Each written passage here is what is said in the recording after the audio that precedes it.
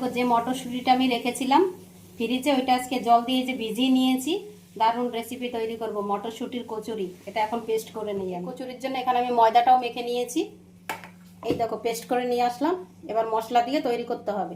খাওয়ার জন্য তো কিছু চাই, একদম ঝাল ঝাল। এই যে আলুর দম বানাবো, আলুটাও কেটে নিয়েছি। এবার সব রেডি করে নেব। এই যে মশলা দিয়ে পুরো কষিয়ে পুরো ঝুড়ো ঝুড়ো করে নিয়েছি মটরশুঁটিটা। আলুর দম বসানোর জন্য কড়াতে তেল দিয়েছি। দিচ্ছি এখানে তেজপাতা, শুকনো লঙ্কা আর এলাচ, দারচিনি, সাদা জিরে। এবার কেটে রাখা আলুগুলো দিয়ে দিচ্ছি।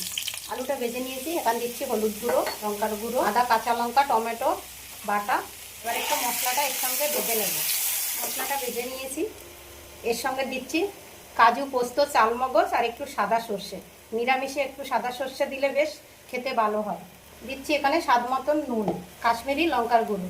এবার আবার মিক্স করে নেব। পুরো মশলাটা কষিয়ে নিয়েছি। এখানে দিচ্ছি মটরশুঁটি, একটু মটরশুঁটি রেখে দিয়েছিলাম, আর কারি পাতা।